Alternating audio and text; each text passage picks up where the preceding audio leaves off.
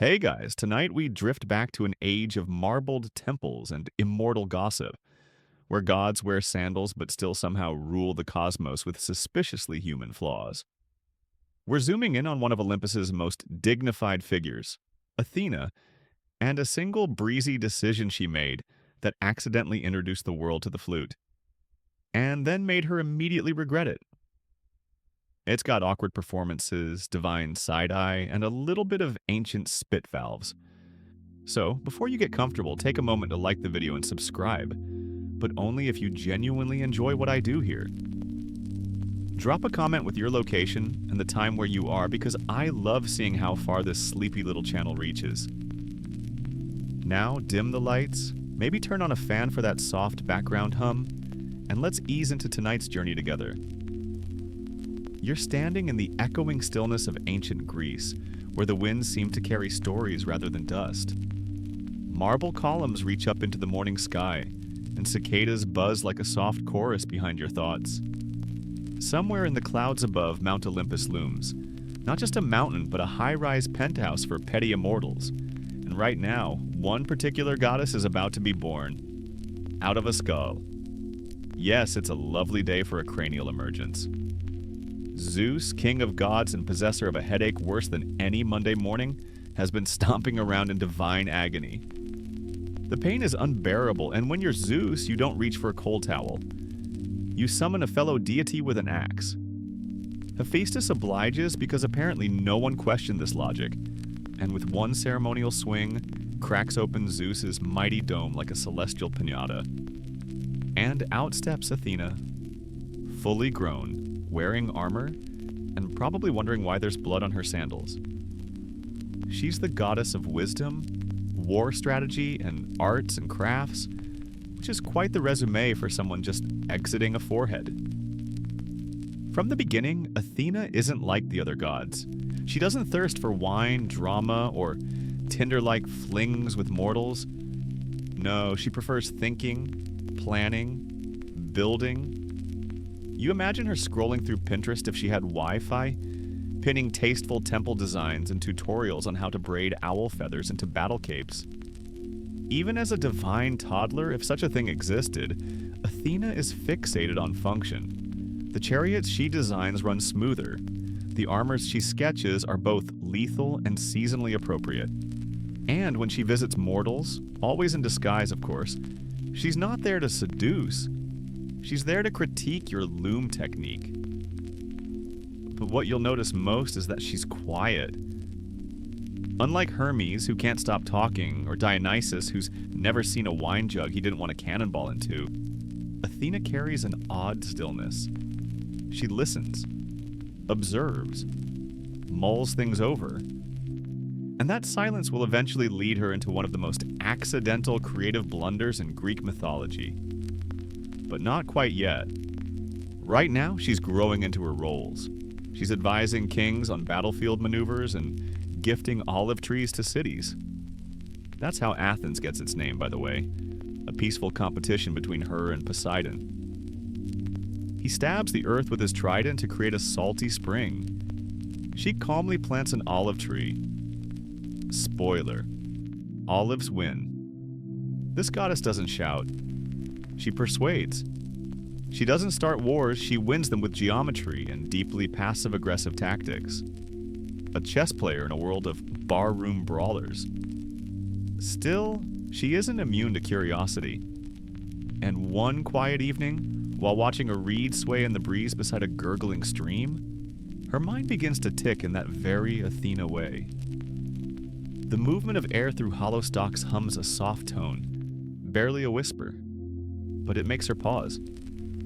What if the wind could be shaped, directed, controlled like the thrust of a spear or the weight of an argument?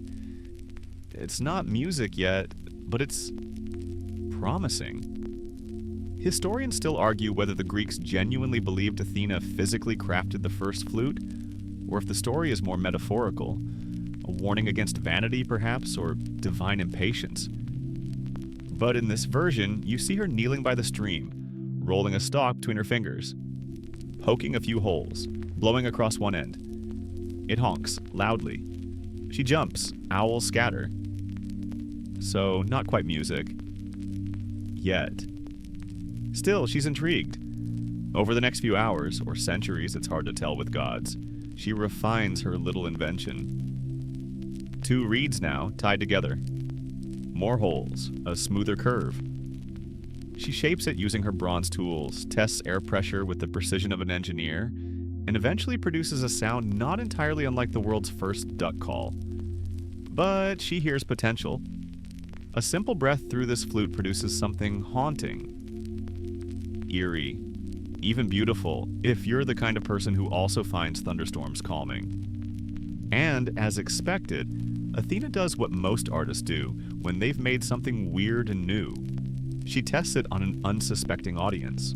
The thing about trying out your new invention on Mount Olympus is that you're never short on judges, especially the worst kind. Immortal, smug, and deeply insecure ones.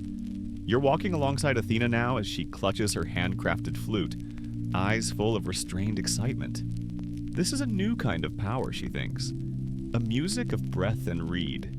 It has no edge, no weight, yet it stirs emotion. It moves things. It could be a new form of wisdom, or at least a very trendy hobby for the gods. Naturally, she heads toward the nearest gathering of deities, which turns out to be a cozy summit in a cloud lounge where Hera, Aphrodite, and a few others are lounging like it's Real Housewives of Olympus, Grecian edition. Dionysus is already tipsy, reclining in what is essentially an airborne wine jacuzzi.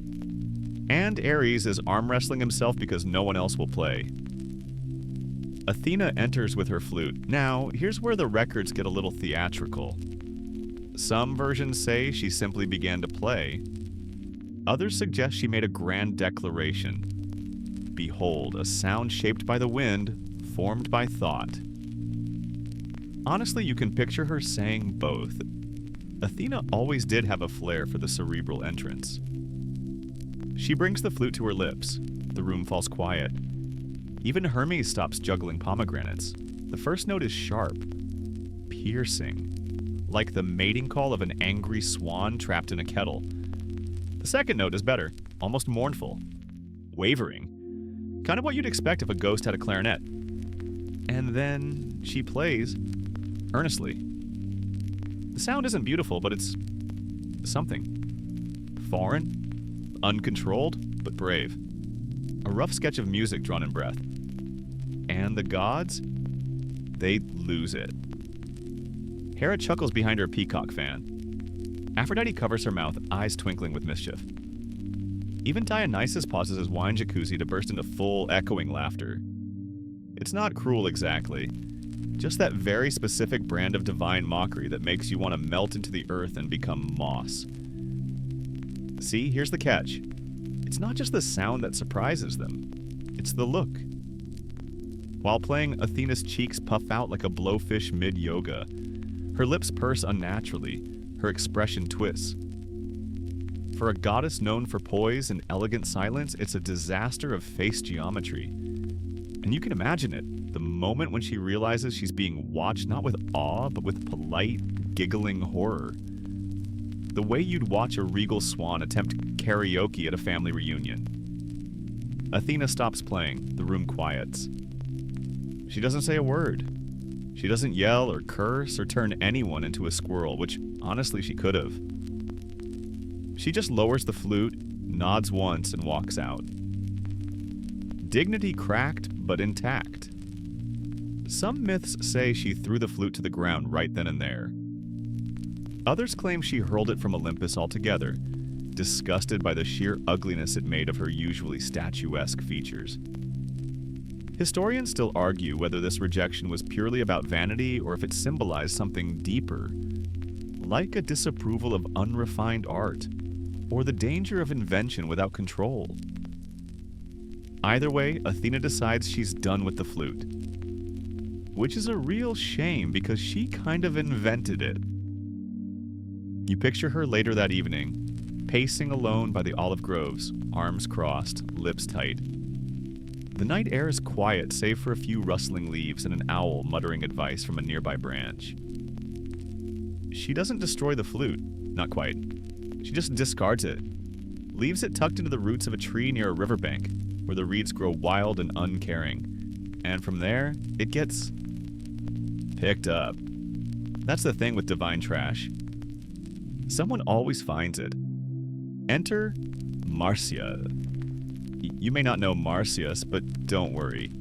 You'll get very acquainted with him soon. For now, you just see him as a satyr wandering through the woods, probably humming a tune about goats or wine. He's one of those half-human, half-goat party creatures who always seems one drink away from regrettable decisions. The kind of being who thinks cursed object sounds like a fun challenge. And one day, Marcius stumbles upon the flute. It doesn't look magical. Just a pair of hollow reeds bound together with twine. He picks it up, blows into it, and it sings. But for him, the notes are different. Some say it's because his face is already weird enough that puffed cheeks don't make a difference. Others believe that being a satyr, he's more in tune with wild sounds, more comfortable with messy magic than Athena ever was. He plays, and plays. And suddenly, the forest has a new soundtrack. Dryads sway, birds pause. Even Apollo, somewhere far off, raises an eyebrow. The flute, which Athena abandoned as a cosmetic disaster, becomes something beautiful in Marcius's hands, or hooves, depending on the version you read.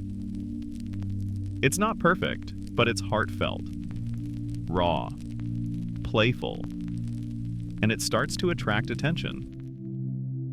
Now here's a historical tidbit to anchor all this mythological mess.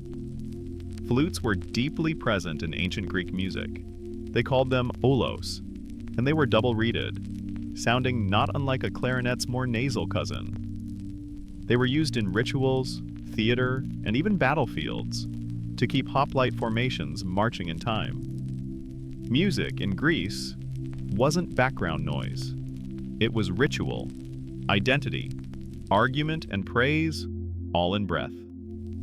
But the Greeks also argued about music's morality. Plato, for instance, thought some instruments stirred too much emotion.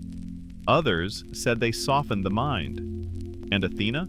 Well, she apparently agreed, at least when it made her look goofy. The flute didn't vanish, it just moved on. From goddess to goatman, from Olympus to forest.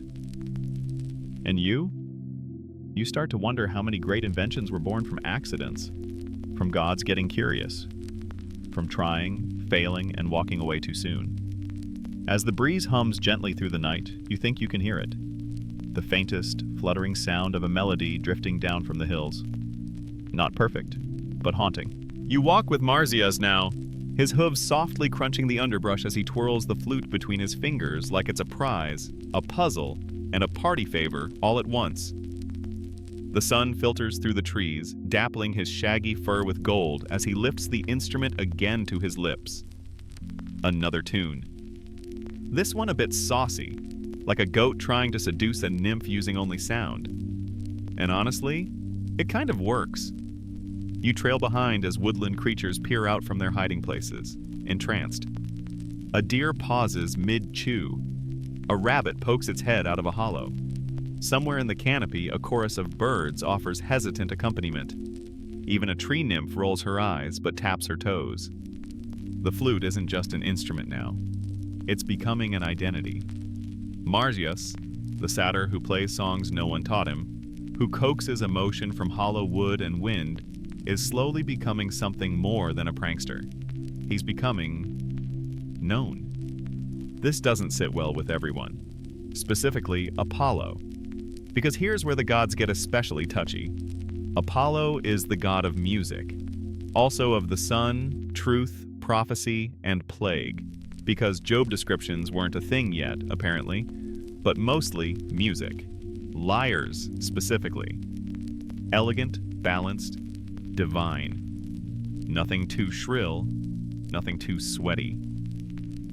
So when word reaches Apollo that a satyr has picked up some discarded instrument and is using it to charm entire forests, well, Let's just say his solar ego gets slightly singed. Historians still argue whether Apollo saw Marsyas as a genuine threat or just a musical blasphemer. But one thing is clear, he doesn't like it. So he does what any secure, confident, powerful god would do in the face of novelty. He challenges Marsyas to a contest. Yes, a musical contest. Because that always goes well. Now pause for a second and picture it. On one side, you've got Apollo in gleaming gold, draped in silk, holding a lyre carved from tortoiseshell and divine flexing. On the other, Marsyas, half goat, half man, full enthusiasm, with a reed flute and a grin that says, "I definitely did not read the fine print." The terms are simple. Both will play. The muses, or sometimes just a random panel of forest spirits, will judge. The best musician wins. The loser, well, we'll get to that part later. Spoiler alert, it's not just a participation trophy. The contest begins. Apollo goes first, naturally. He strums the lyre, each note gliding through the air like sunlight itself. It's poised, measured, unreasonably beautiful. You imagine doves falling silent, olive trees leaning in. Then Marsyas steps up. He plays a tune that isn't perfect, but it's passionate. Raw. It makes you want to dance barefoot or cry about someone you haven't even met yet. It's the kind of music that doesn't ask for permission. It just arrives. And here's the twist. The crowd loves it. Some myths claim Marsyas held his own. Others say he even won the first round, with the judges swaying in his favor. The muses, for all their loyalty to Apollo, are known to favor novelty when it strikes the right chord. But Apollo isn't one to lose gracefully. So he proposes a second round. A twist. One that conveniently favors his style of playing. Now the musicians must perform upside down. Yes, while flipping their instruments. Because obviously, when the competition gets tight, you just start inventing new rules. Apollo, god of loopholes, turns his lyre and himself upside down and plays flawlessly. Marsyas? Not so much. A flute isn't made to be played upside down. The physics don't work. The airflow sputters, the notes collapse. It's like trying to whistle while doing a headstand in a wind tunnel. Apollo declares victory. And here, dear listener, is where things get dark. You might want to pause that ASMR fan for this part. Apollo doesn't just win, he punishes. In the harshest versions of the myth, brace yourself, he flays Marsyas alive. Literally strips the skin from his body. Because apparently, that's what you do when someone plays better than you with a flute made of sticks.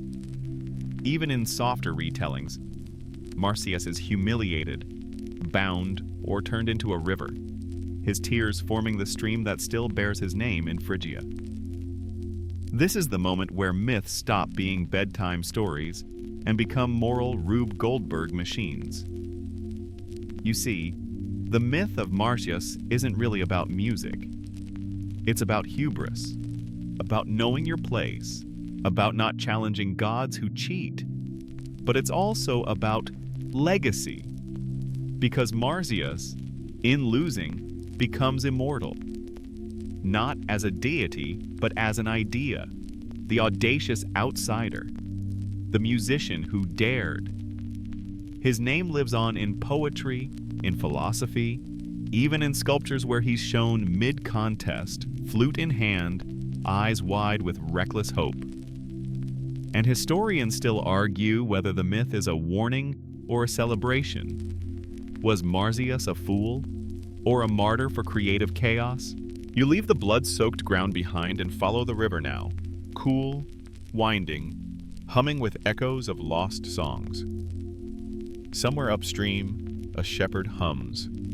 A child picks up a reed and tries to mimic a sound they have never heard but feel somehow in their chest. Athena's flute, rejected for vanity, passed through laughter and tragedy, continues, softly, invisibly, through the world. And you?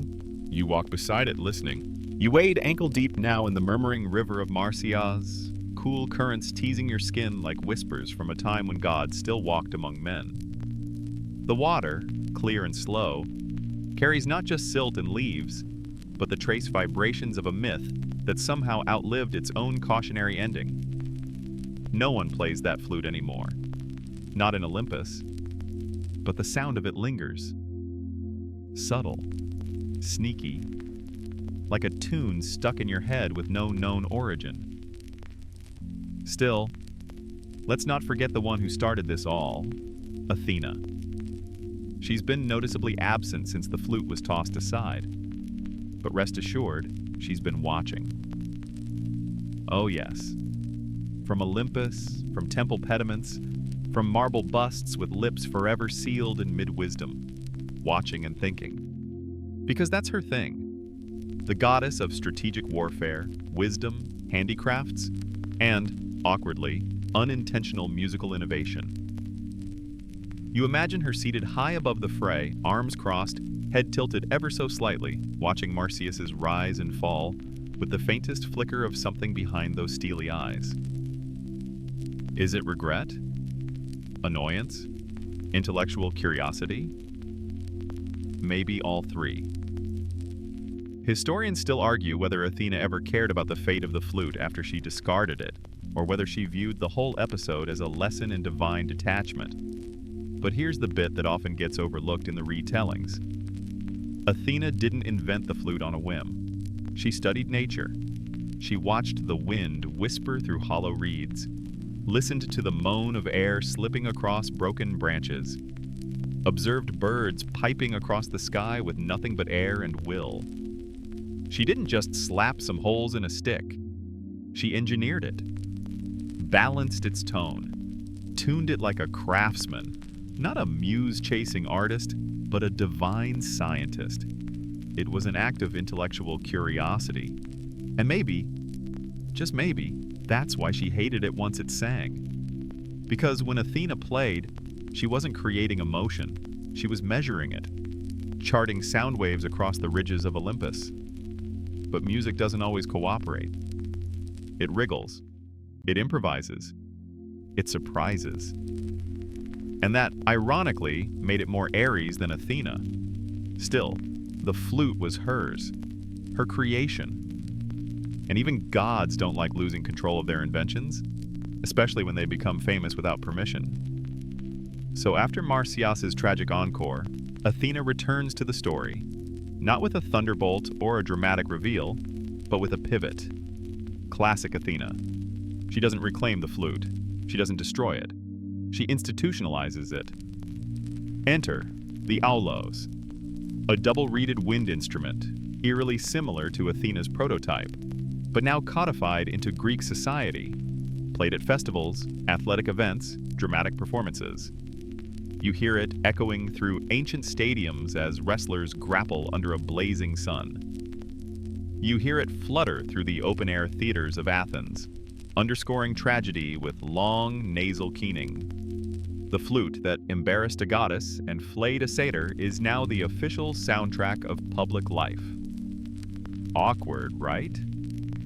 To manage this, Athena does what bureaucrats have done since the dawn of civilization. She outsources.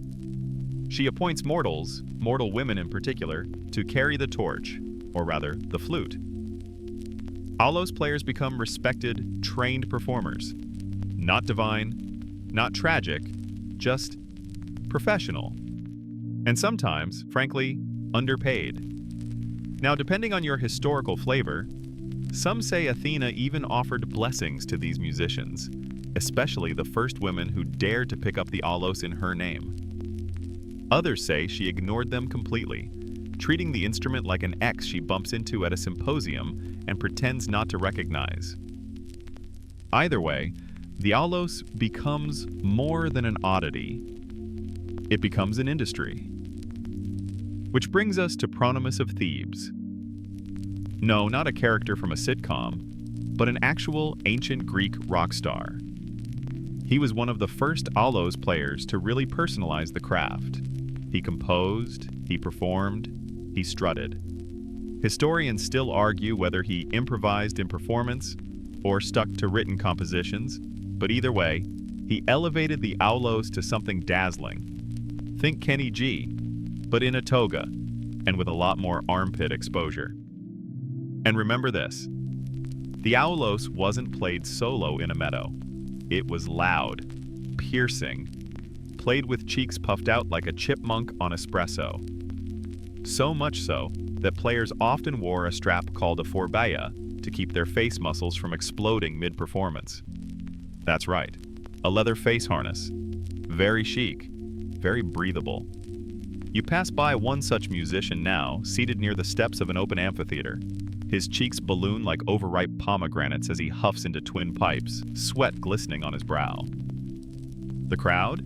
Ambivalent, half asleep. Some clap politely, one guy sneezes.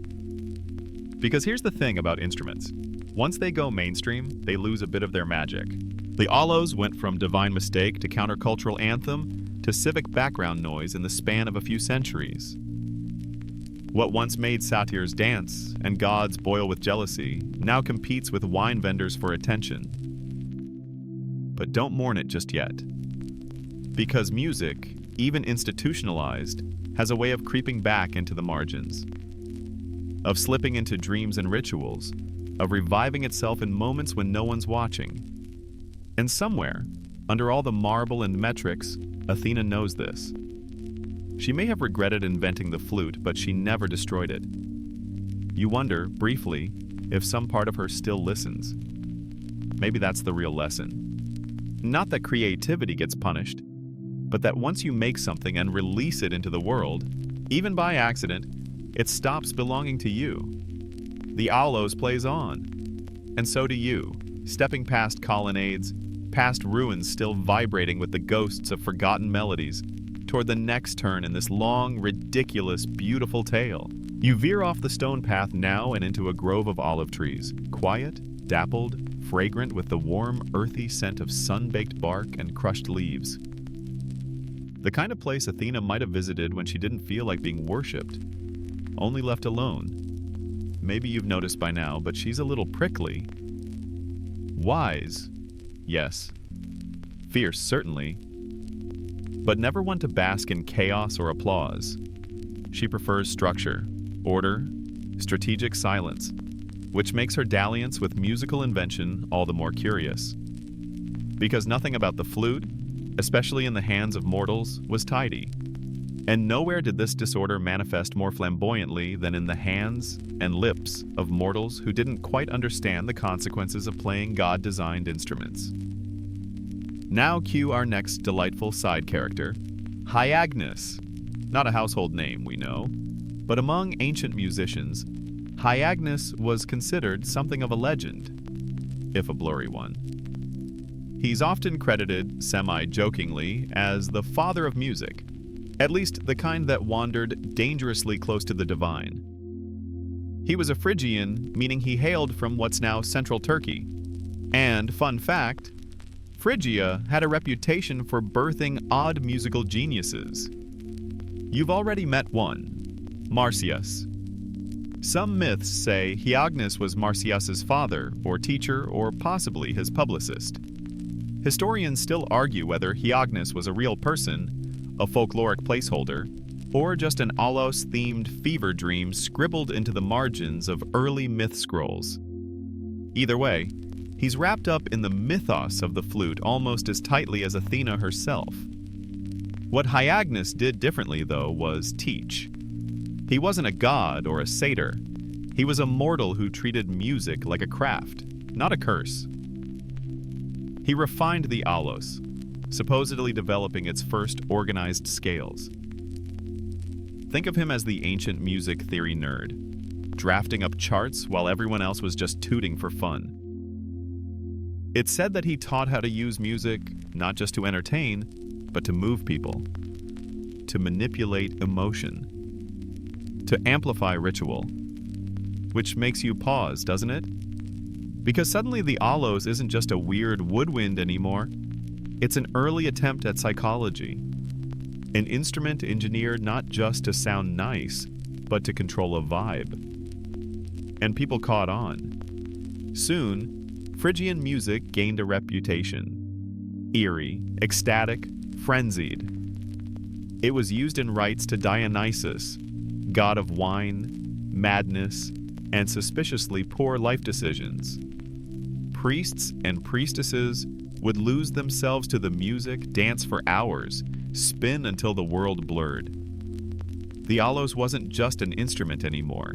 It was a tool for ecstasy, for erasing the boundary between performer and god. Which brings us to a very uncomfortable realization for Athena. Her flute, born from breath and curiosity, had become a gateway to chaos. Not thoughtful chaos, not military chaos, wild, barefoot, wine-stained chaos, the kind she hated. And if you've been paying attention, you know how much the gods hate losing control of their narratives. So she started distancing herself. No more flute playing in Olympus, no more meddling in mortal music. Instead, Athena rebranded, focused on weaving, politics, olive trees, more on-brand activities. Let Dionysus deal with the instrument she'd rather forget. Except, you can't put the musical toothpaste back in the divine tube.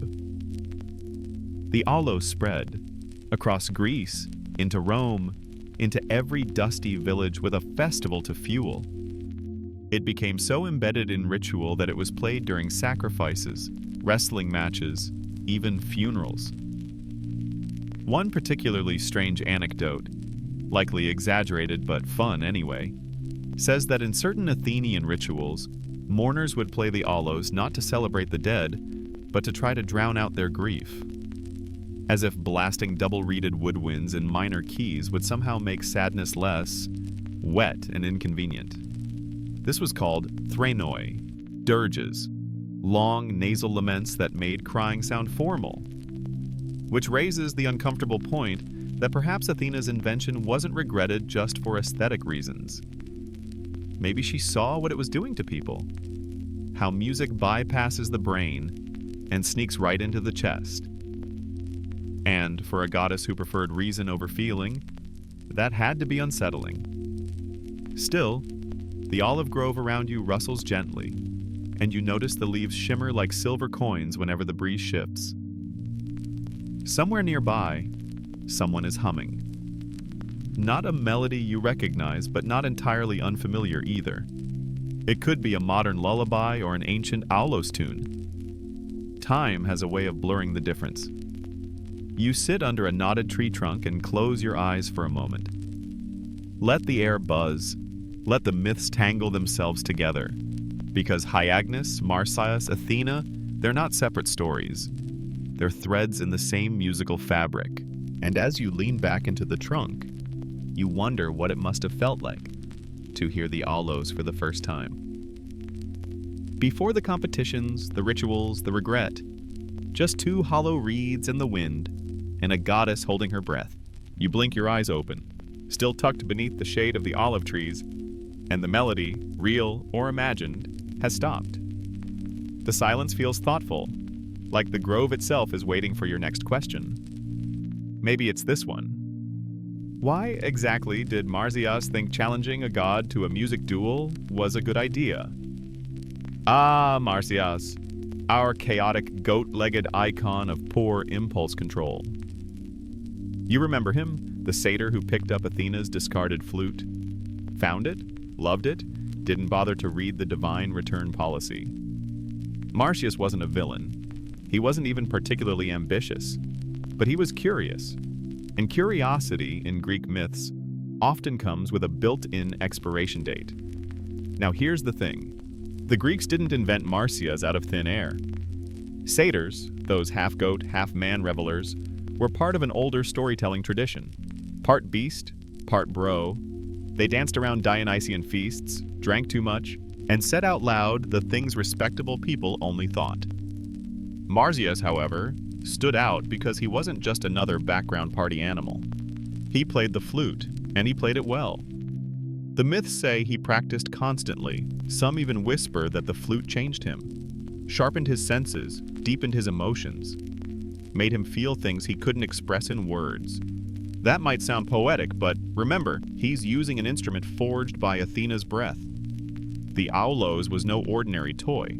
It carried echoes of divine design, vibrations meant for Olympus, not muddy fields and half-clothed satyrs. Still, Marsyas played on, and people noticed. Soon, villagers began inviting him to festivals, not just as comic relief, but as the main event. Imagine it. Marsyas, standing on a makeshift stage of barrels and crates, fingers flying across the twin reeds, music slicing through the warm evening air like something forbidden but beautiful. People laughed, cried, danced without knowing why. And Marsyas began to believe the music wasn't just inspired by the gods, it was better than theirs. You can probably guess where this is going. Enter Apollo. Now, Apollo is a complicated roommate in the mythological house. God of many things: sunlight, poetry, medicine, plagues, and yes, music. He was the golden boy, literally glowing, always well-groomed, always smug. He played the kithara, a kind of lyre with strings stretched across polished wood. Graceful, intellectual, a favorite among philosophers and sunbathers. So when Apollo hears that a ragtag satyr is prancing around, winning fans with his weird, reedy mouth whistle, he's not thrilled. There are two versions of what happens next. In one, Marsyas boasts, "I play better than the gods," he says, as wine drips from his chin and the crowd cheers. A classic case of drunken overconfidence.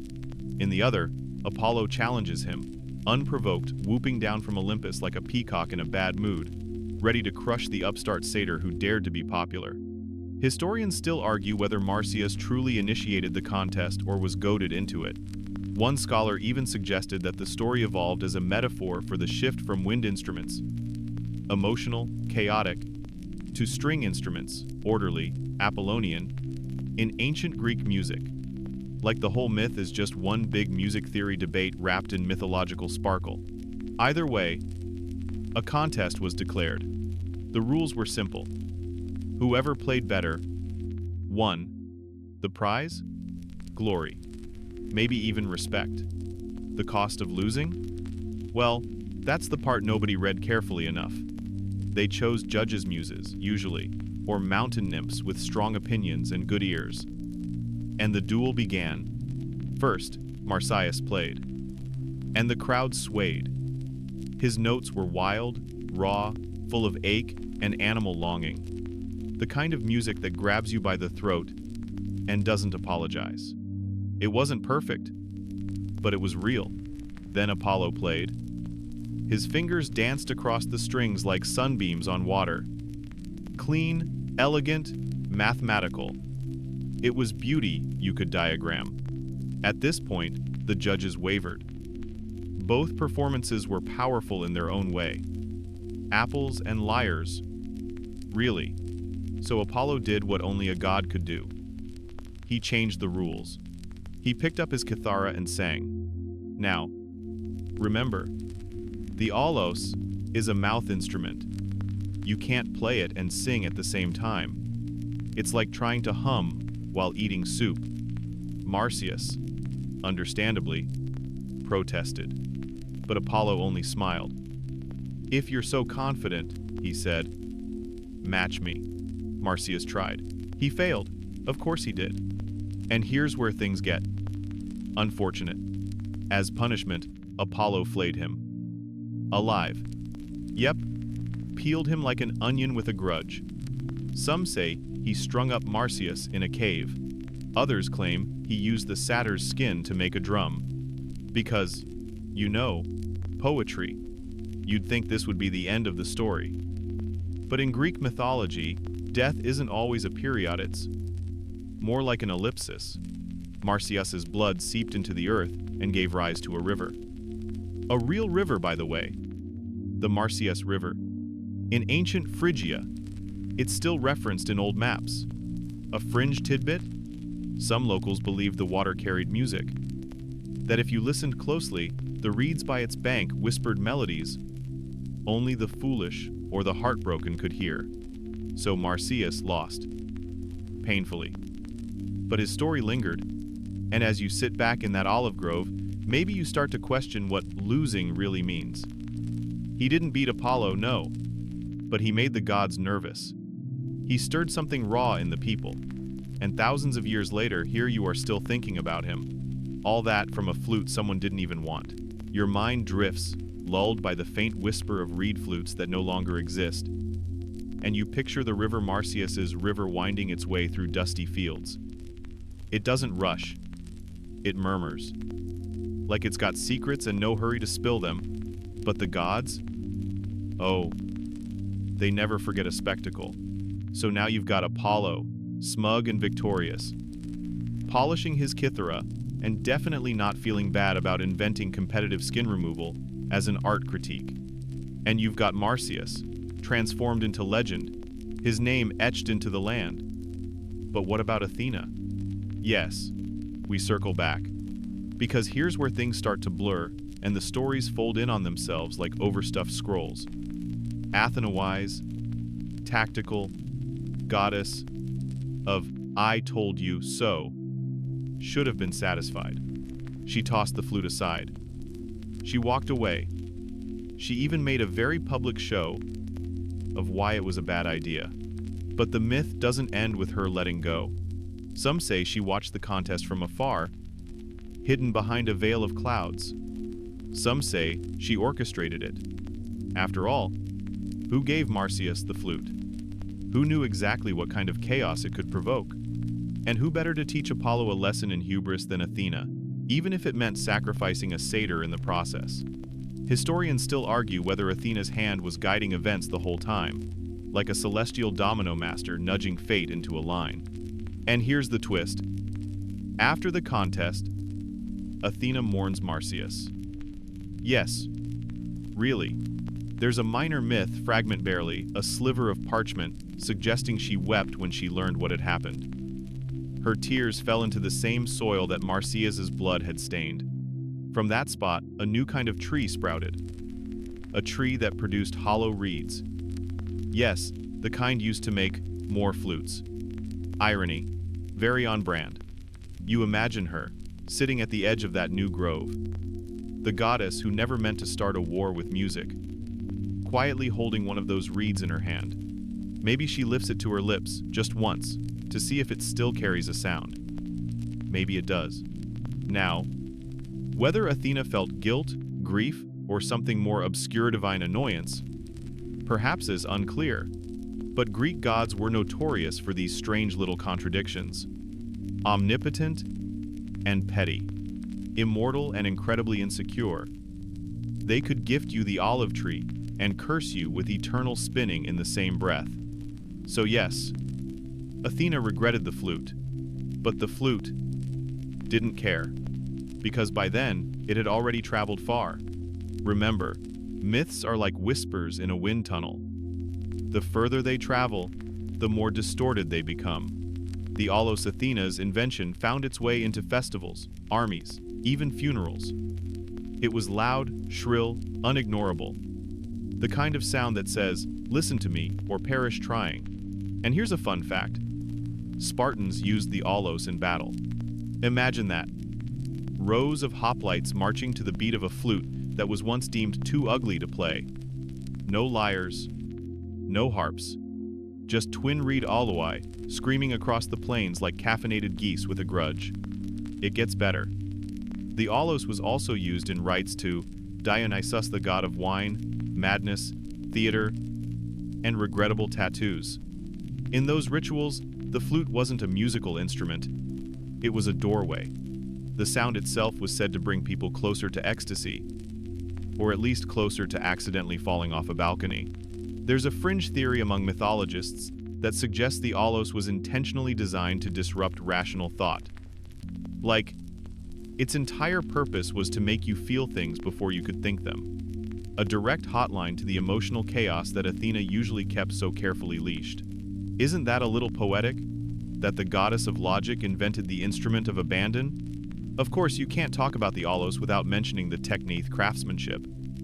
Ancient artisans made them from bone, ivory, wood, even silver. They were often decorated with etchings or wrapped in leather. Some had mechanisms to adjust pitch. Others were so elaborately made that modern recreations can barely mimic the sound. The Greeks were serious about their noise-making, and while the lyre became the darling of philosophers and polite symposia, the aulos belonged to the outsiders. Satyrs, mourners, warriors, anyone on the edge of propriety. Back to Athena. Her regret didn't erase the flute, didn't stop people from making more, didn't undo Marsyas's fate. It just lingered.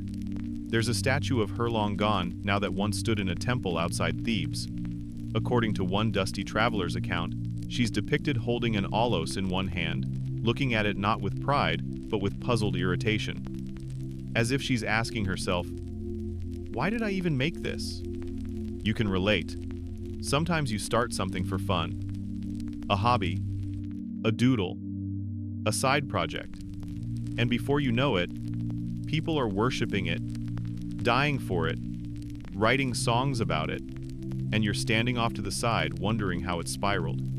Athena's story here isn't about perfection. It's about consequences, unintended ripples, the weird paths that even gods can't predict. You glance down again at the riverbank in your mind's eye. The reeds rustle. A note echoes just one. Clear, lonesome, defiant. Athena turns and walks away, cloak trailing behind her like a sigh. And somewhere deeper in the myth, Marsyas smiles. You linger in that moment, just long enough to catch the faint hum still resonating from Athena's long-abandoned flute hand. Now the myth begins to ripple outward.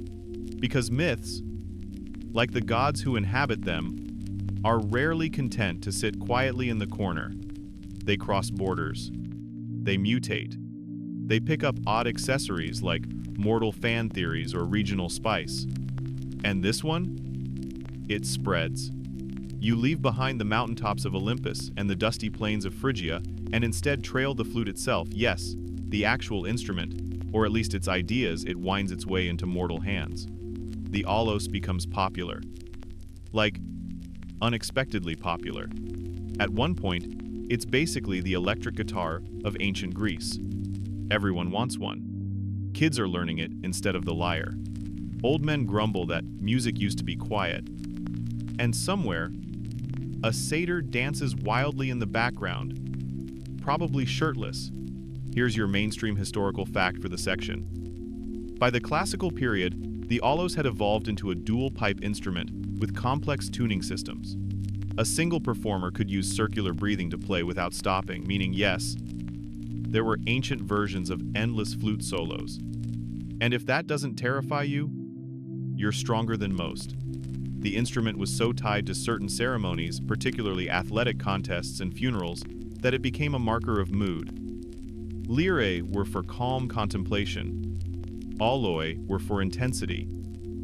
If you heard one, something loud or emotionally inconvenient was about to happen. Now, picture the irony of Athena's expression. Wherever she was, when mortals turned her flawed invention into the soundtrack for their most dramatic moments. Gladiator games had nothing on the Olympics when an aulos player started warming up at dawn. But then, as the popularity of the aulos bloomed, so did the politics around it. You find yourself drifting to Athensius, that Athens, home turf of the goddess herself. And here, the musical landscape was complicated. You'd think Athena's hometown would honor her creation. Spoiler, it kind of didn't.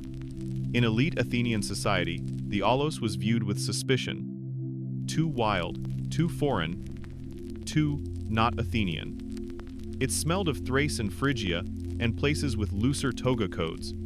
And to top it off, the playing face that contorted, puff-cheeked look Athena made?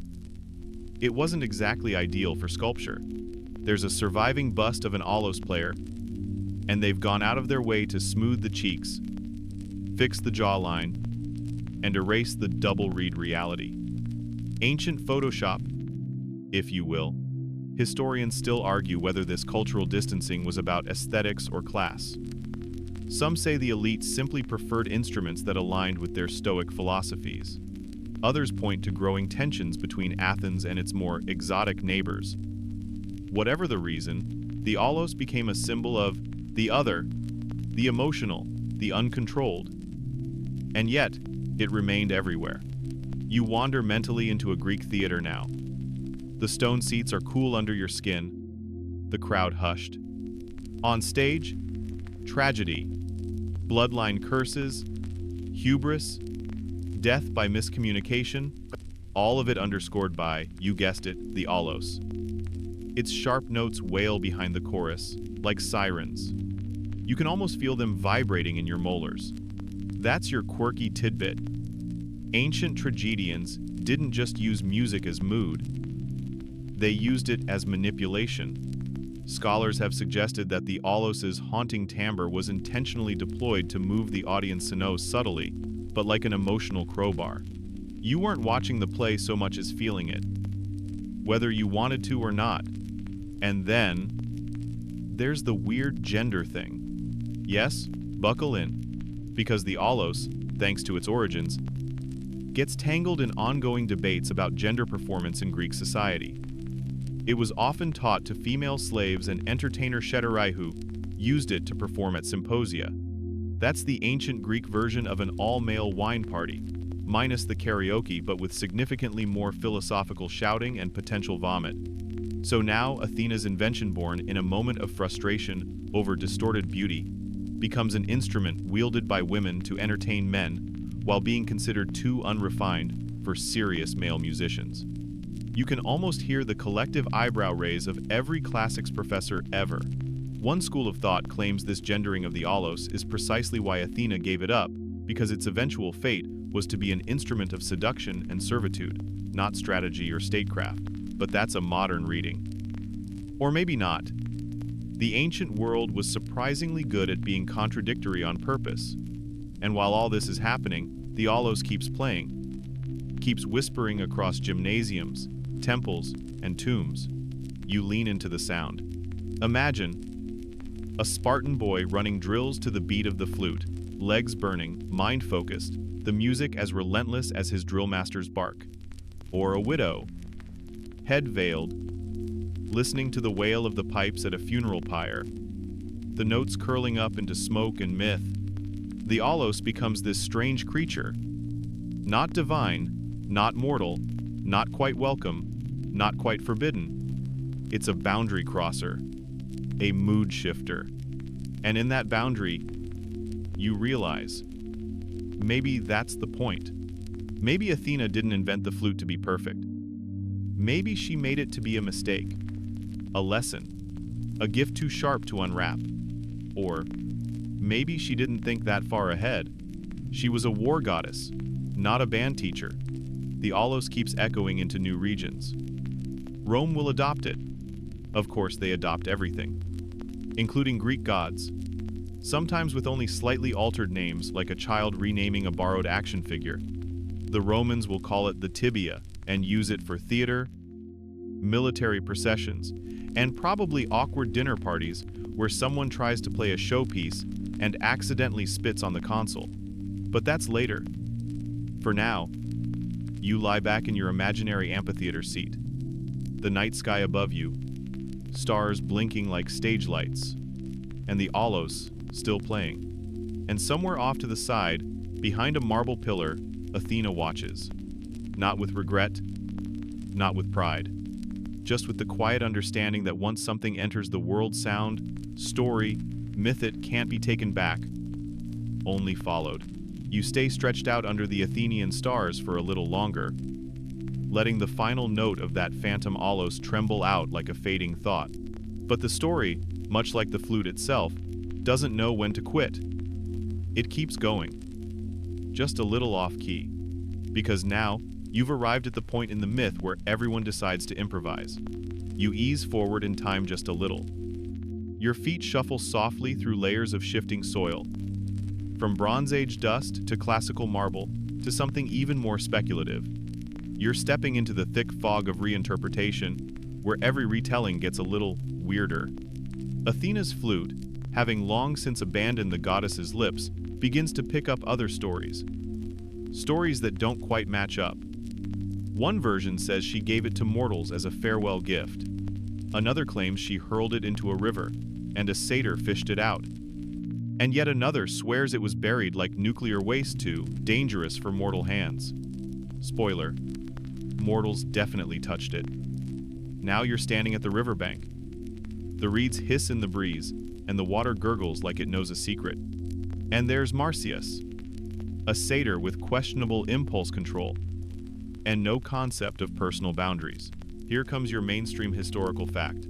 Marsyas is one of those figures who probably predated most Olympian myths and got folded in retroactively like fanfiction that somehow becomes canon. His stories are older than Homer's texts and may have roots in rural Anatolian rituals involving music, masks, and wine-soaked boasting contests. Now the quirky bit. Marsyas finds the flute in the mud. Possibly. Or maybe he finds it on a rock, or in a tree, or it just shows up in his hand one day like a cursed novelty gift. No one can agree. But everyone agrees he plays Itand, he plays it well. Suspiciously well. And he starts bragging. That's when the trouble really begins. You close your eyes and imagine the scene. Marsyas, half naked, fur matted with stream water, perched on a log and tooting away on the double pipes. Around him, other satyrs clap and stomp, all wildly off-tempo. A few nymphs laugh behind their hands. Someone breaks a drinking cup. The mood is loud and fermented. Now Marsyas makes his claim. He says he plays better than Apollo. Yes, that Apollo, god of music, literal patron of the lyre, bronze six-pack, tragic poetry collection, and cheekbones sharp enough to chisel granite. That Apollo. Historians still argue whether this tale was always meant to be a cautionary fable, or if it started as rural satire aimed at the elite mocking the gods by humanizing them, then gradually morphing into something more brutal and state-approved. Whatever the origin, the challenge is set, a divine musical showdown. Picture Zeus raising one lightning brow, like a judge on a mythological reality show. You can almost hear the opening credits. This week on Olympus Idol. The contest is simple. Marsyas plays the aulos. Apollo plays the lyre. Whoever enchants the audience more wins. You know where this is going, but it doesn't make the fall any less dramatic. The satyr plays first. His music is raw, primal, rhythmic. You feel it in your chest like a second heartbeat. It's not pretty, but it's real. Think indie busker energy, not polished conservatory vibes. The crowd sways. Even a few gods nod along. Artemis pretends not to tap her foot. Then Apollo steps forward. His lyre hums like starlight. His fingers pluck notes so pure, your bones feel like they've been tuned. It's technical, flawless, radiant, maybe even a little smug. The tiebreaker? Apollo suggests they play their instruments upside down and sing at the same time. You stare? Because, yeah, you see what he did there. You can't play the aulos upside down. You can't sing while blowing into it. It's a setup, a trap, and Marsyas walks right into it. The contest ends with divine triumph and mortal disaster. Now, this is where the myth phrase depending on who's telling it and how dark their bedtime story tolerance is. Some say Marsyas is merely humiliated. Others say he's well flayed alive. Which, yes, is not very PG, but don't worry, we're keeping it poetic. He becomes a symbol, a tree, a river, a ghost in the wind, anything but a winner. Let's go with the version where he melts into the stream, the reeds trembling with the last notes of his performance. The river mourns him. A new song begins. You lean in and listen. The flute still hums. Not Apollo's polished lyre, but the rough, broken aulos. Because even though Marsyas lost, even though Athena rejected it, the flute refuses to vanish. It keeps surviving. Its music continues in villages, far from temples, in rituals and folk songs, in taverns and borderlands. It carries defiance in every breath. You wonder if the gods hear it sometimes and feel a pinch of discomfort. Because here's the thing about accidents. Sometimes they work better than plans. The aulos isn't graceful, but it speaks for the messy, the real, the ones who break rules because the rules were designed to break them. And maybe that's why mortals love it so much. Now, you settle back against a rock, warm from the afternoon sun, and you think about Athena, about how she tried to control sound, and ended up unleashing something uncontrollable, and how even the gods can't always predict the legacy of their actions. A flute lost in a forest, a satyr's pride, a god's ego, and music that refuses to be silenced. The sun dips lower now, brushing the Aegean horizon with a sleepy orange. You shuffle your feet and find that you're not standing in the forest anymore. You've wandered, without meaning to, into a dusty little corner of an ancient amphitheater, half crumbled, half imagined. This is where the myths come to be reperformed. Because as much as the gods love grand temples and sacrifices and dramatic lightning bolts, they also have a flair for theater. And nowhere does a myth live longer or weirder than on stage. So let's keep tracing the echo of that flute, shall we? You settle into the worn marble bench, adjusting your toga. Don't worry, it looks great on you. The crowd hushes, torches flicker, and out steps a masked actor, his mouthpiece shaped like a grotesque frown. He's playing Marsyas now, though, if we're honest, it's not a flattering role. He puffs into a double flute made of reeds and goat horn, and the sound is wobbly, like a kazoo at a funeral. Everyone chuckles. You can't help it either. Poor Marsyas. Now here's your mainstream historical fact. Ancient Greek tragedies and satyr plays often used mythological characters like Marsyas as comic relief or cautionary metaphors. But the deeper layers, pride, justice, unfairness, those didn't get laughed away so easily. You lean forward, watching the chorus shuffle into place. They stomp, chant, raise their hands to the gods. But even they can't decide who's right. Was Apollo too cruel? Was Marsyas too foolish? Historians still argue whether the myth was meant to justify divine hierarchy or quietly criticize it. Some plays hint that Apollo's punishment was unjust, while others double down on, know your place, mortal. It really depends on how risky the playwright was feeling under Athenian censorship. And now for something quirkier. In some fringe versions, Marsyas isn't a satyr at all, but a Phrygian shepherd. A completely normal guy who just stumbled onto something powerful and made the classic mistake of not reading the fine print on divine gifts. One vase painting even shows him winning. Yep, Marsyas triumphant, crowned with ivy, Apollo sulking off stage. Scholars think it might have been someone's protest art, or a joke, or maybe just wishful thinking. You shift a little on your seat. The marble's cool now. The air carries a whiff of olive smoke and spilled wine. The play is over, but the idea of the flute doesn't leave the stage. Instead, it sneaks out the side door, finds its way into street corners and firelit taverns. Remember that awkward sound Marsyas made earlier with the goat horn flute? That wasn't too far off from the real Alos music. Shrill, nasal, almost aggressive. Think bagpipes but with more panic. And yet, it worked. The ancient Greeks didn't see music as relaxation background noise. They saw it as a force, something that could inflame armies, or calm storms, or sway emotions at court. The Alos, for all its rudeness, was often the soundtrack to wars, funerals, and sports competitions. Yes, really Olympic athletes would wrestle to the screech of a double-piped Alos. Try doing yoga to that sometime. The flute of Athena, Marsyas, and Apollo lives on not in temples, but in training grounds and back alleys. And somewhere along the way, it starts to evolve. You're back in the dusty agora now, listening to a street musician squawk away at a modern version of the Alos. The instrument looks different, bronze here, ivory there, and in one strange case, a pair of modified bone flutes, tied with a ribbon that suspiciously resembles a lost sandal. People stop to listen, not because it's beautiful, but because it's alive. It's not hard to imagine Athena watching this from somewhere, arms folded, helmet tilted, expression unreadable, maybe a little proud, maybe a little horrified. Like a parent watching their kid become a punk rock star. With a degree in mythological performance art, you pass a vendor selling terracotta figurinestinni Marsyas dolls with oversized flutes and exaggerated grimaces. One of them winks at you. You're not entirely sure it's the lighting. In another corner, a philosopher lectures a small crowd. He's ranting about how the Alos corrupts the soul, how Plato himself banned it from the ideal republic. Too emotional, too chaotic. The flute, he says, brings out the animal in us. And then he pauses, clears his throat, and admits quietly that he once learned to play it. Badly, he mutters. You think you catch a sheepish smile. Plato versus punk flute. This myth just refuses to settle down. You keep walking. Somewhere, a festival begins, maybe the Panathenaea, honoring Athena herself.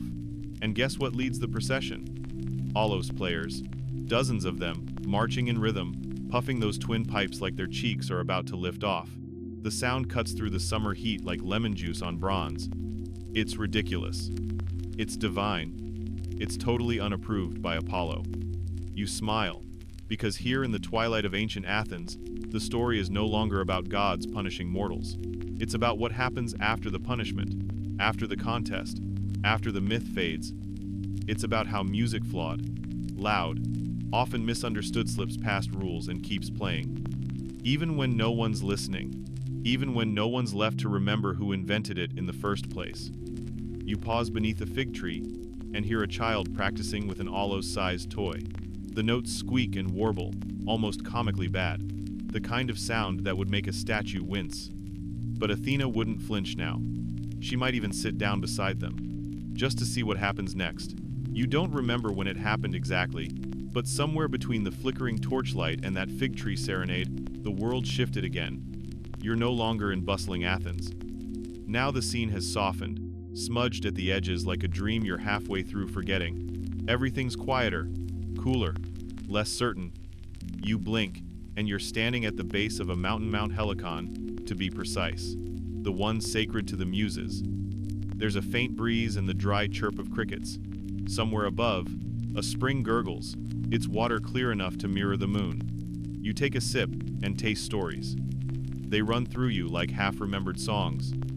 This is where myths ferment, where truths and embellishments trade costumes. And the story of Athena, her flute, and that poor satyr shepherd, or divine stand-in, depending on who you asked, continues to twist. Here's your mainstream historical fact. The muses were considered divine patrons of the arts, and Mount Helicon was one of their key haunts. Writers and musicians alike would invoke them before creating, hoping to be possessed by a higher force of inspiration. Sort of like channeling a cosmic Spotify playlist, but with better metaphors. And now you're about to hear one of the more peculiar tracks. Because even here, among the goddesses of song and story, Athena's flute stirs unease. It's too physical, too visceral, too puffy-cheeked, as one ancient critic put it. And the muses? They're purists. They prefer the kithara, Apollo's instrument. Noble, stringed, elegant. None of that noisy pipe-blowing nonsense. Which brings us to your fringe tidbit. A few scattered inscriptions suggest that a cult of flute-worshipping musicians existed not in Athens, not in Thebes, but in the backwater bends of Thessaly. These weren't elites. These were goat herders, field hands, wandering bards with dust on their sandals and an olos in their teeth. And they didn't just tolerate the flute, they loved it. Said it brought them closer to the land, to the breath of Gaia herself. Were they real? Historians still argue whether this cult existed, or was invented later to explain an awkward collection of wind instruments dug up near a field shrine. Some think it was just a misinterpreted grave offering. Others whisper that the cult predated Athena's myth entirely, and that she, clever goddess that she is, simply tried to rebrand it. You sit on a mossy rock and imagine Athena doing PR for her own mistake. Flute? Oh yes, I totally meant to invent that. Very intentional. And if anyone says otherwise, I'll turn them into a beetle.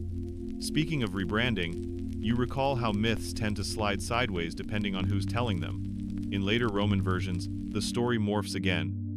Marsyas becomes more monstrous, more rebellious, less sympathetic.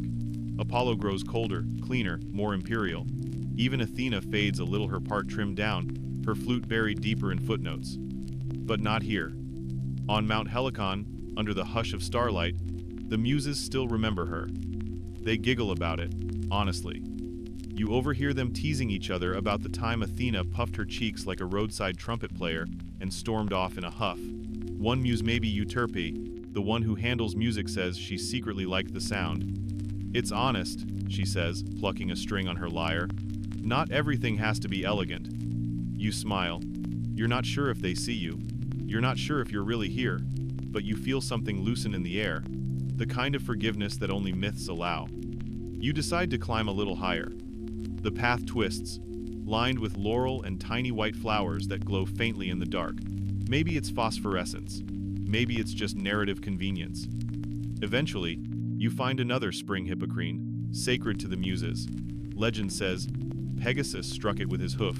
Yes, that Pegasus. Winged horse, Greek air bee, bee mount. You lean over the edge, and the water swirls into images. You see Athena again this time, younger, more mortal in bearing. She's not the goddess of perfect plans yet. She's still trying things. Inventing armor one day, olive trees the next. And on this particular morning, she decides to blow into a bone and see what happens. The result? Flute. Not just sound, but power. Something primal and strange. She loves it, at first, but when she looks in the polished shield surface, sees her face all ballooned and puffed, that's when the doubts crawl in. Because goddesses are not supposed to look silly. And yet, here you are, thousands of years later, still talking about that moment, still winding through the myth like a curious breeze. From the spring, you hear a different melody now. The same flute tone, but slower, softer. Someone's playing up on the ridge. You can't see them clearly, but the silhouette suggests they're wearing a helmet and no shoes. Athena again? A ghost of her? Or maybe just another myth recycling itself for the next sleeper wandering through? You don't climb further. Not yet. Instead, you lie back in the grass, head resting against your packer. Maybe it's just a mossy patch shaped conveniently like a pillow. The stars above twinkle in quiet rows, and every now and then, one of them seems to blink. You close your eyes. The melody continues. The flute song tapers off, like a candle's last flicker before sleep smothers the flame.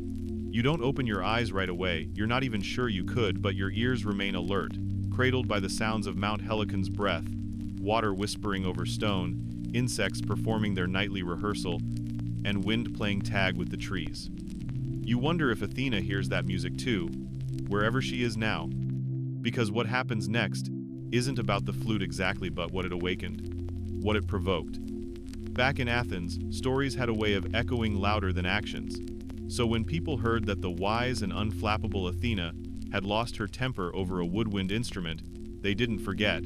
They added flair. They added Marsyas. Yes, we're returning to him now. Only, in this version, he's not yet the tragic satyr dangling from a pine tree. He's a musician, a mortal, maybe, or a minor forest spirit. Or just some guy with a really good set of lungs and an alarming amount of confidence. Here's your mainstream historical fact. In many early vases and reliefs, Marsyas isn't portrayed as wicked or foolish. He's curious, ambitious, even noble, depending on the artist's wine consumption that day. The flute, tossed aside by a goddess, becomes a challenge, a dare. If she doesn't want it, Marsyas seems to say, then I'll take it. I'll play it better. Fringe tidbit time. A handful of obscure sources suggest that Marsyas didn't even find the flute. He dreamed it. That it came to him in a vision after drinking from a sacred spring, maybe even this one you're lying beside. The dream flute played itself, its melody irresistible and haunting. And when he woke, the sound was still in his lungs, so he carved a double pipe and tried to match the music from memory. Historians still argue whether this dream origin was added later by playwrights looking for tragic depth or whether it stems from a lost myth entirely. Either way, it paints Marsyas as more than a thief of godly things. It makes him a kind of prophet, a musical Prometheus, stealing sound instead of fire. But let's not forget the problem with ambition in Greek mythology. It never ends well. Marsyas, you see, did not simply play the flute, he thrived with it. His melodies weren't delicate like the lyres. They didn't meander in polite circles. No, his music stomped and spun and hollered. It made people dance with their whole bodies. It embarrassed the aristocracy and delighted the drunk. Naturally, he became popular. Too popular, which is where Apollo enters the chat again. Sunday god, patron of logic, poetry, and all things properly polished. He was the ultimate lyre player, the kind who didn't just hit notes, she radiated them. His music was mathematical, beautiful, boringly symmetrical, like a spreadsheet set to harmony. So imagine his divine surprise when mortals started saying, "You know what? That scruffy satyr? His stuff slaps harder." Now, gods are famously bad at taking criticism. They invented the concept of smiting, after all. And so Apollo does what any insecure deity would do. He challenges Marsyas to a contest. You shuffle in the grass, eyes still shut, and try to imagine the scene. 2 performers, 1 stage, possibly a jury of muses, nymphs, or bored demigods. Some versions say it took place in Phrygia, others in Delphi. There's even a weird one that places it in a dream within a cave shaped like a flute. Again, fringe mythologies are wild. Marsyas plays first. He pours everything into that flute. Sorrow, joy, goat-like swagger. The crowd goes wild, probably, assuming there was a crowd. Some versions just have a few stone-faced immortals, trying not to sway. Then comes Apollo.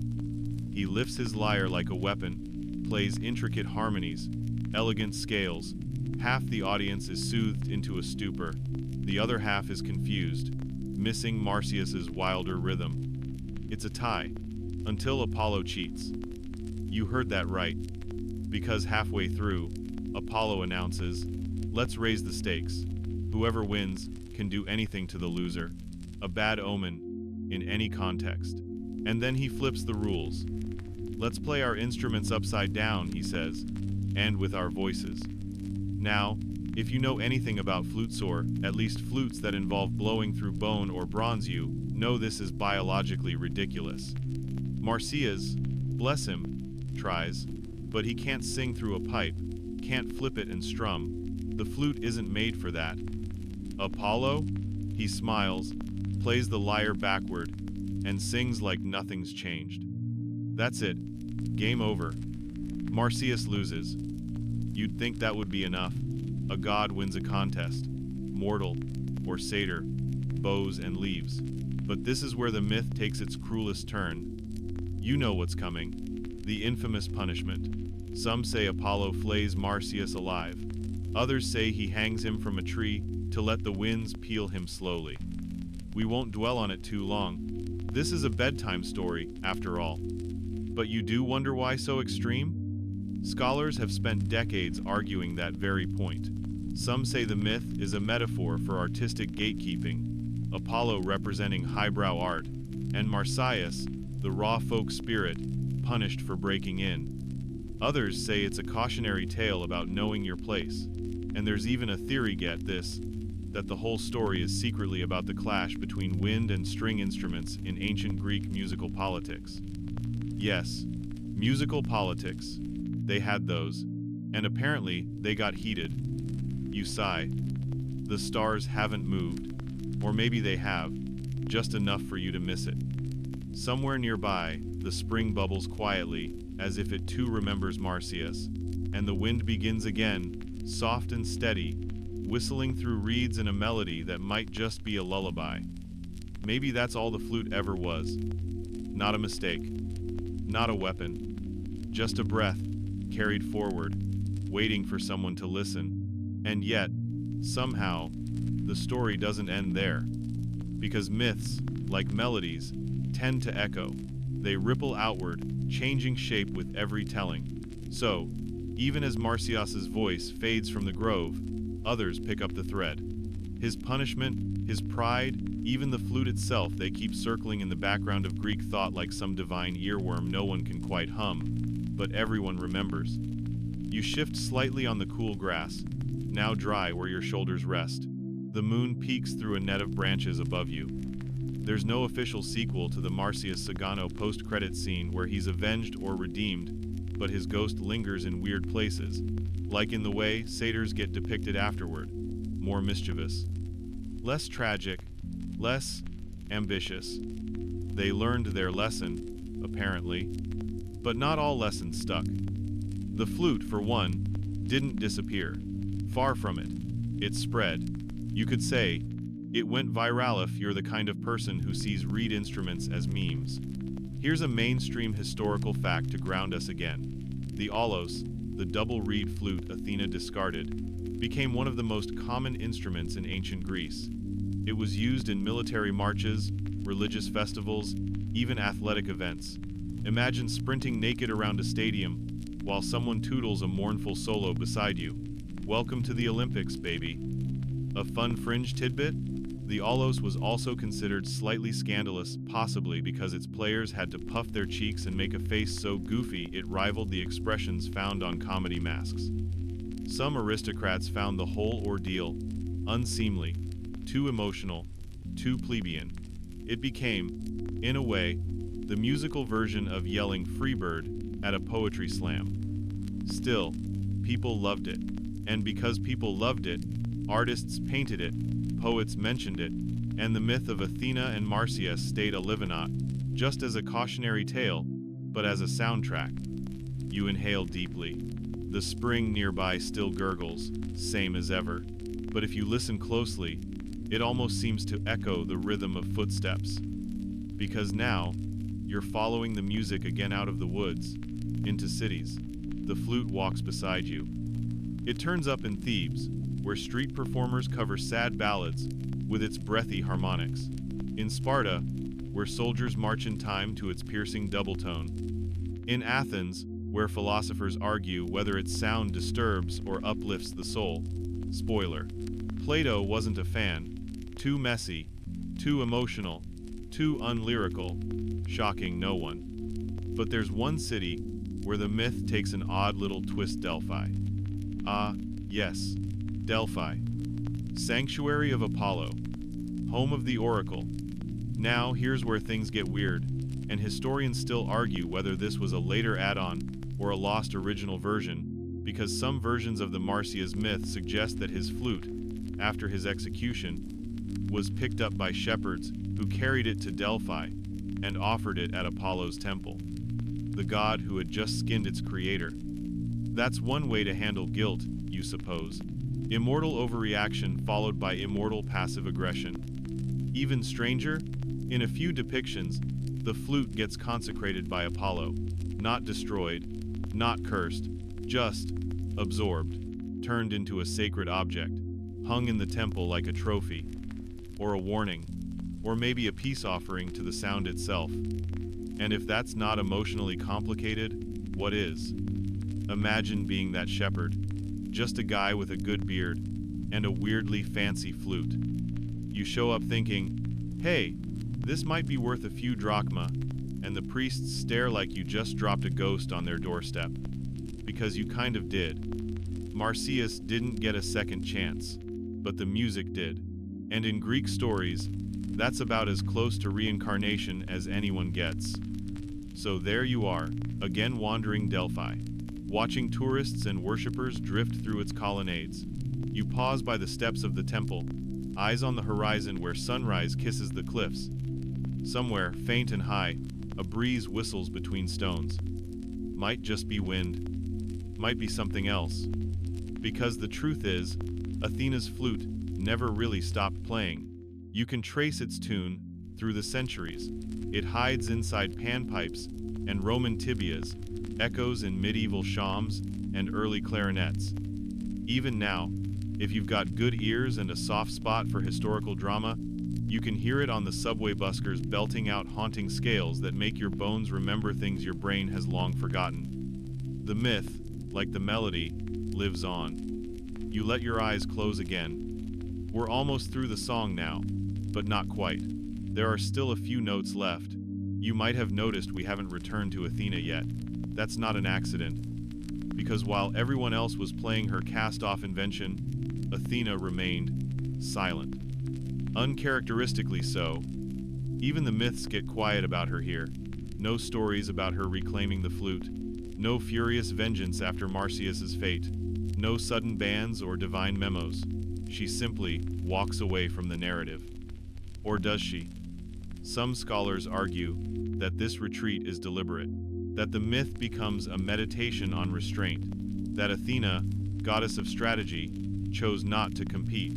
She understood something, The others didn't. Maybe she knew the flute could never belong to the gods. That music born from breath and spit and effort would always belong to the mortals, to the Marciases of the world, to the performers who don't win contests but still make people dance. And so, she let it go. Let them make noise. Let them risk losing. That might be the most surprising twist of all. Because if there's one thing Greek mythology rarely celebrates, it's letting go. You smile. Somewhere in the tangle of reeds and story threads, Athena's lesson lingers. Not every invention is meant to be perfected. Some are just meant to exist. To be tried, and failed with, and played badly in crowded markets. And sometimes, that's enough. A breeze curls around your ankle like a kitten and moves on. The moonlight softens. Even the insects seem to hush, as if listening for a final note. Not yet, but soon, and still, you linger, because something's missing. Athena's silence doesn't end the story, it just makes it echo longer. So you follow that echo into another grove, deeper still. A quieter one, where statues lean slightly from centuries of patient tilting, and vines embrace marble like a slow-motion apology. No tourists here, no guards, just cicadas, murmuring the ancient equivalent of elevator music. You take a seat beside a cracked pedestal. Whatever god once stood here has long since crumbled, but the base remains weathered and stubborn. Someone scratched musical notations into the stone. You can't read them, but they look like they were carved with care. Not vandalism, more like memory. Maybe someone once practiced here. Which brings us finally back to Athena. Not to her triumphs, not to her temples, but to something far more relatable. Her regret. Yes, that's right. The goddess of wisdom, war, and tactical fashion once invented an instrument, and then regretted it. Spectacularly. The myth is very clear on that point. See, when Athena first carved the flute from bonier, maybe reed, or even metal, depending on the version she was experimenting, tinkering, like a divine engineer trying to build a mood. It worked, sort of. The flute made music. Breath became sound. But when she tried playing it before the other gods, because of course she did, she noticed something unsettling. They laughed. Not at the music. At her face. You try not to smirk. Because yes, the goddess of wisdom had an image to maintain, and the flute played with puffed cheeks and bulging eyes did her no favors. Some versions say she saw her reflection in a pond. Others say Hera and Aphrodite snickered behind their veils. Either way, Athena didn't take it well. She threw the flute away. Cursed it, in fact. That's the mainstream myth. And here's your quirky fringe tidbit. In one obscure version, the pond where she glimpsed her goofy flute face later became sacred to nymphs who specialize in laughter, like divine comedians. Their temple offerings? Wigs, shoes, and little reed whistles. Because the gods are nothing, if not poetic, in their pettiness. Now, historians still argue whether Athena's reaction was intended to be serious, comedic, or symbolic. Some read it as a metaphor for perfectionism. Others say it's a misogynistic jab about women and vanity. A few even argue the whole myth was retrofitted to explain why male musicians dominated public performances in later periods. Nobody agrees, which makes it all the more delicious. What you see, as you sit beside the etched pedestal in the ivy-thick hush, is a goddess who created something too human, too ungodlike, an invention she couldn't control once it left her hands. And really, who among us hasn't made something weird and immediately wanted to delete it? Looking at you, 3 a.m. tweets.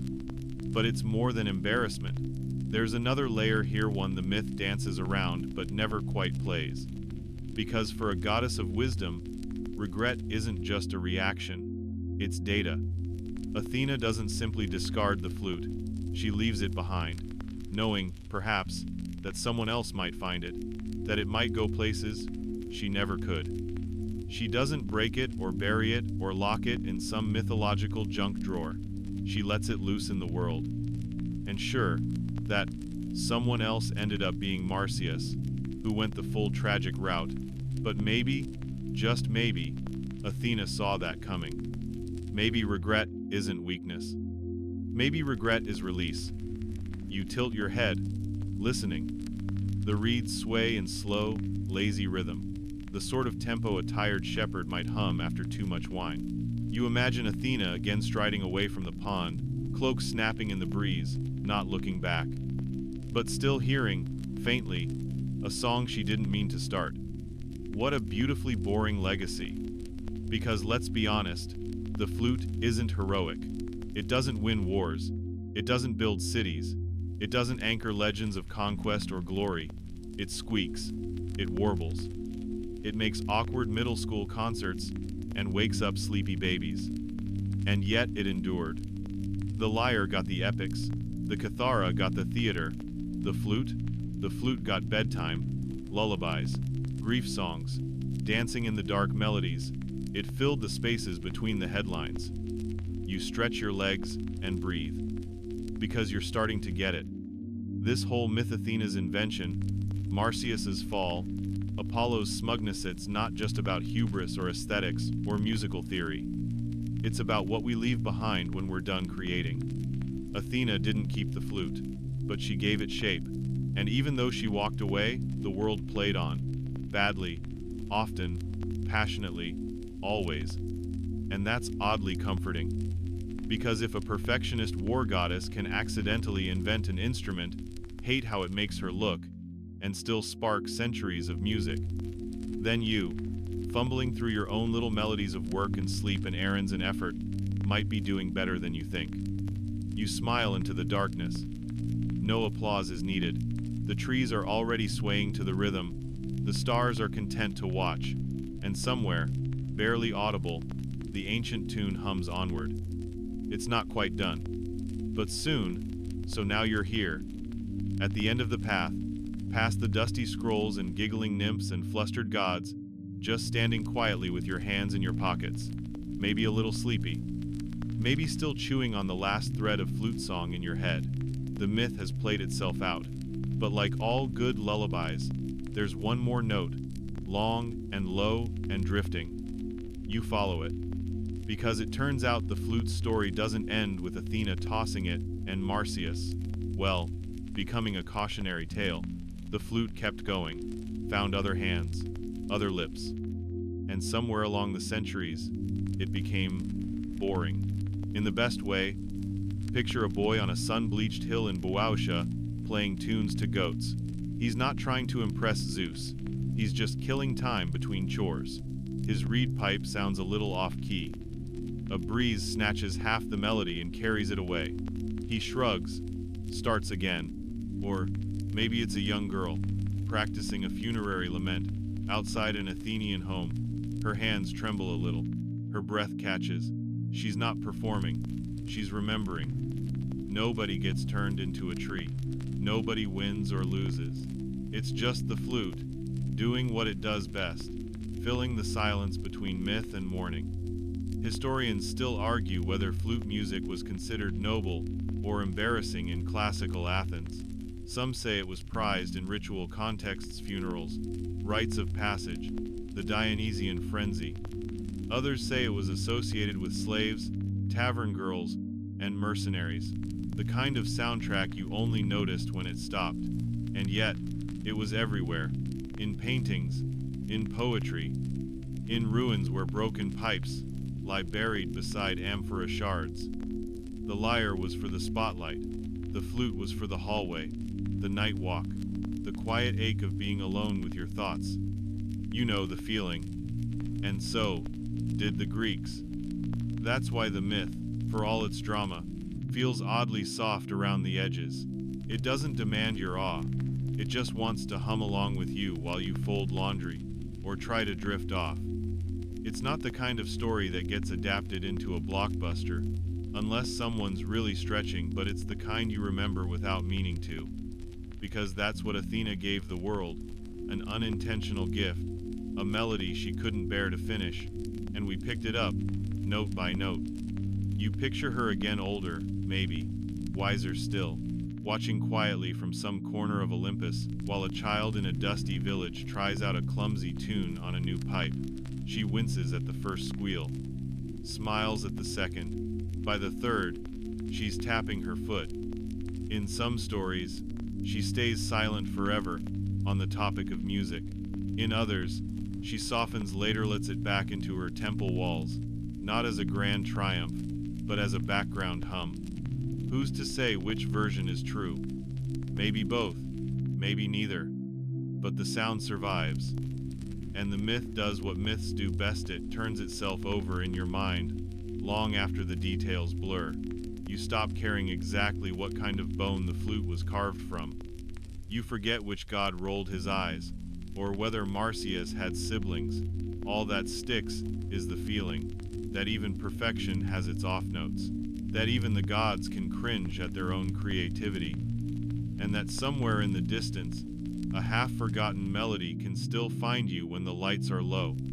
That's the true beauty of boring myths. They don't shout, they don't climax, they linger. So now you breathe deeper, slower, like your mind is exhaling. The grove fades to a dusky haze. The marble crumbles a little more. The last phrase of music softens into a kind of memory you didn't know you had. And somewhere, in that barely there hush between waking and dreaming, Athena's flute plays again. Just one more time, and now, the melody fades. You let yourself sink into the quiet, the notes still curling softly at the edges of your thoughts, neither loud nor lost, just gently present, like the sound of leaves brushing past each other in a mild breeze, or the slow stretch of old wood as the night settles in. The gods have gone quiet, the stories have unspooled, the myths have taken off their sandals, and are curling up in their own corners of Olympus to rest. Even the flute, that oddly powerful, oddly silly little instrument, has tucked itself away in a reed bed, or under a pillow, or behind the hum of your fan. You're safe here. No one's demanding anything. No heroes need rescuing. No monsters need slaying. The only task left is to rest. Let your thoughts slow, like footsteps on warm marble at twilight. Let your breath deepen, like the wind winding through temple ruins. Let yourself float, as if your body is gently turning to stone, not heavy or trapped, but solid and still, and finally, still. You've done enough for today. The myths will be here when you wake. So will the laughter, the questions, the off-key tunes. But for now, you don't need to fix or follow anything. Just drift. One more breath. One more blink. And then, nothing. Nothing but the quiet hum of sleep curling in. Sweet dreams.